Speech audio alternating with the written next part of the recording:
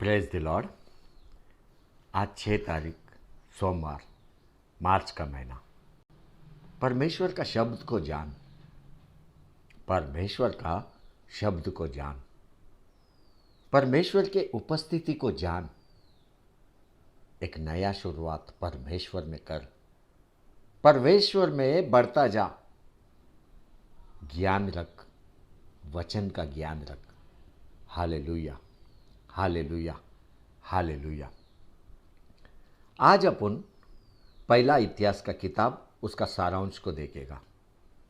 ये किताब में 29 अध्याय है, 29 चैप्टर्स। अभी ये किताब यहूदी लोगों का इतिहास को अपने को बताता है। ऐसा कहा जाता है कि एजरा ने ये किताब को लिखा। अभी ये किताब का शुरुआत दावीद का शाही वंशावली से होता है। ये किताब में अपन देखते हैं कि दावीद का धार्मिकता और आत्मीय बातें लिखा हुआ है। ये किताब में अपने को दावीद प्रभु यीशु का सादृश्य दिखाई देता है। अभी दावीद का वंशावली से अपन प्रभु यीशु क्रिस्त का जन्म को देखते हैं। प्रभु यीशु क्रिस्त यूदा का गोत्र का है। पहला इतिहास अध्याय 1:1 से लेके अध्याय 9:44 तक दावीद का शाही घराने के विषय में लिखा गया है, वंशावली के विषय में लिखा गया है। मतलब आदम से लेके दावीद तक इसमें अपने को देखने को मिलता है। और अध्याय 10 से लेके 29 तक दावीद का 33 साल का राज्य इसमें दिखाई देता है। राज्य इज़राइल के ऊपर और जूदा के ऊपर।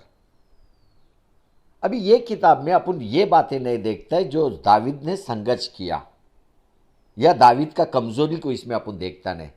देखो, शाऊल ने भरपूर संकट लाया दावीद के ऊपर, लेकिन ये बातें ये किताब में अपने को मिलेगा नहीं। और दावीद ने जो 7 साल हेब्रोन में समय बिताया वो भी इसमें मिलेगा नहीं। और दावीद को कई पत्नियां था वो भी इसमें मिलेगा नहीं। दावीद का अपना बेटा अब्सलोम जो उसका विरोध किया वो भी इसमें अपने को मिलेगा नहीं। और दावीद ने जो बेर्शबा के साथ पाप किया वो भी अपने को इसमें मिलेगा नहीं। ये किताब में नकारात्मक बातें अपने को देखने को नहीं मिलता है, केवल सकारात्मक बातें। स्पष्ट रीति परमेश्वर का कृपा और क्षमा अपने को इसमें देखने को मिलता है। क्यों? क्योंकि यहूदी लोगों को परमेश्वर प्रोत्साहन देना चाहता है। क्योंकि अभी अभी एक संकट से वे लोग लौट के आया है, बंधन से लौट के आया है। दूसरा सामुएल का किताब में जो बातें लिखा नहीं गया ये किताब में लिखा गया है। जैसा कि अपन देखा कि दावीद ने मंदिर के लिए बड़ा तैयारी किया, परमेश्वर का सेवा दल के लिए बड़ा तैयारी किया। ये बातें अपने को ये किताब में देखने को मिलता है। ये किताब में शाऊल के विषय में एक ही अध्याय है, वो भी 10वां अध्याय। क्यों एक अध्याय है? क्योंकि उसका हृदय योग्य नहीं था, परमेश्वर के साथ योग्य नहीं था। ये किताब ज़्यादा जोर आत्मीय बातों पर देता है, धैर्य के ऊपर देता है, सिद्धांत के ऊपर देता है। ये किताब अपने को वो बातें बताता है जो परमेश्वर के लिए तूने किया और परमेश्वर ने तेरे लिए किया। 17 अध्याय अपने को बताता है दावीद का इच्छा कि वह परमेश्वर के लिए मंदिर बांधे। उसी अध्याय में अपन देखते हैं परमेश्वर का वाचा दावीद के लिए एक घर बनाए। प्रार्थना को भी देखते हैं ये किताब में अपन। हम पढ़ते पहला इतिहास 17 अध्याय 1 और 2 वचन। तब दाऊद अपने भवन में रहने लगा। तब दाऊद ने नातान नबी से कहा, देख, मैं तो देवदार के बने हुए घर में रहता हूं, परंतु यहोवा का वचन का संदूक तंबू में रहता है। नातान ने दाऊद से कहा, जो कुछ तेरे मन में हो उसे कर, क्योंकि परमेश्वर तेरे संग है। परमेश्वर तेरे संग है। दाऊद का इच्छा कि वो परमेश्वर के लिए घर बनाए। ऐसे अपन परमेश्वर का वाचा को भी देखते हैं। पहला इतिहास 17 अध्याय 3 पद से 15 पद। उसी दिन रात को परमेश्वर का यह वचन नातान के पास पहुंचा, जाकर मेरे दास दाऊद से कह, यहोवा यो कहता है कि मेरे निवास के लिए तू घर बनवाने ना पाएगा, क्योंकि जिस दिन मैंने इज़राइलियों को मिस्र से ले आया आज के दिन तक मैं कभी घर में नहीं रहा, परंतु एक तंबू से दूसरे तंबू को और एक निवास से दूसरे निवास को आया जाया करता हूँ।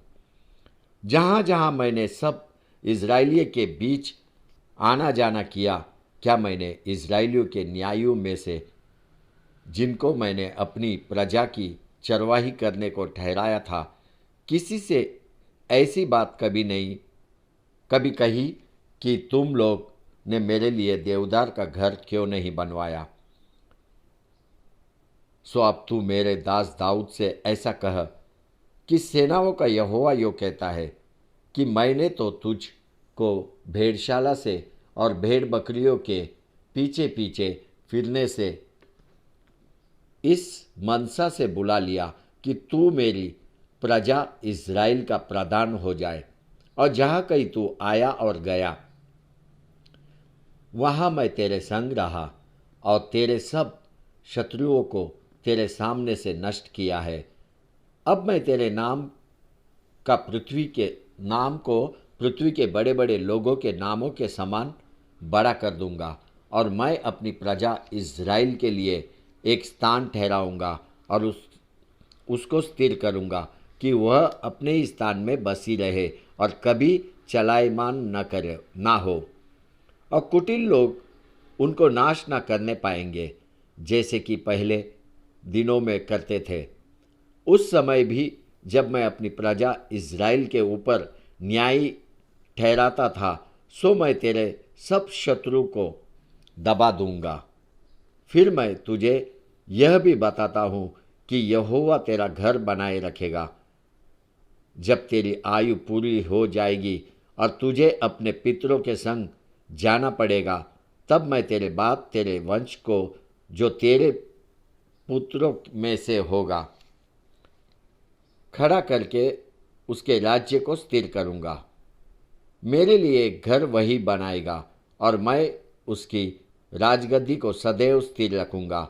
मैं उसका पिता ठहरूंगा और वह मेरा पुत्र ठहरेगा, और जैसे मैंने अपनी करुणा उस पर से जो तुझसे पहले था हटाई, वैसे मैं उस पर से ना हटाऊंगा, वरन मैं उसको अपने घर और अपने राज्य में सदैव स्थिर रखूंगा और उसकी राजगद्दी सदैव अटल रहेगी। इन सब बातों और इस दर्शन के अनुसार नाथान ने दाऊद को समझा दिया। देखो, परमेश्वर का वाचा दावीद के लिए, परमेश्वर का वाचा दावीद के लिए। देखो, अध्याय 18:1 से 20:8 तक अपन क्या देखते हैं? दावीद का विजय को देखते हैं। विजय फालिस्तानी के ऊपर, विजय मोआब के ऊपर, विजय जोबा के ऊपर, विजय सीरिया के ऊपर, विजय एदोम के ऊपर, विजय अमोनाइट्स के ऊपर, विजय सीरियंस के ऊपर, विजय अमोराइट्स के ऊपर, विजय फालिस्तानी के शूर वीरों के ऊपर। इसी तरह अध्याय 29:10 से लेकर 19 तक दावीद ने आखिरी प्रार्थना किया। आखिरी प्रार्थना पढ़ते हैं। पहला इतिहास 29 अध्याय 10 से 19। तब दावीद ने सारी सभा की सम्मुख यहोवा का धन्यवाद किया और दाऊद ने कहा, हे यहोवा, यह हमारे मूल पुरुष इज़राइल के परमेश्वर, अनादिकाल से अनंतकाल तक तू धन्य है। हे यहोवा, महिमा, पराक्रम, शोभा, सामर्थ और वैभव तेरा ही है, क्योंकि आकाश और पृथ्वी में जो कुछ है वह तेरा ही है। ये यहोवा, राज्य तेरा है और तू सबों के ऊपर मुख्य और महान ठहरा है। धन और महिमा तेरी ओर से मिलती है और तू सबों के ऊपर प्रभुता करता है। सामर्थ और पराक्रम तेरे ही हाथ में है और सब लोगों को बढ़ाना और बल देना तेरे हाथ में है। इसलिए अब हे हमारे परमेश्वर, हम तेरा धन्यवाद और तेरे महिमायुक्त नाम की स्तुति करते हैं। मैं क्या हूँ और मेरा प्रजा क्या है कि हम को इस रीति से अपनी इच्छा से तुझे भेंट देने की शक्ति मिले। तुझी से तो सब कुछ मिलता है और हमने तेरे हाथ से पाकर तुझे दिया है। तेरी दृष्टि में हम तो अपने सब पुरखाओं की नाई पराये और परदेसी है। पृथ्वी पर हमारे दिन छाया की नाई बीते जाते हैं और हमारा कुछ ठिकाना नहीं।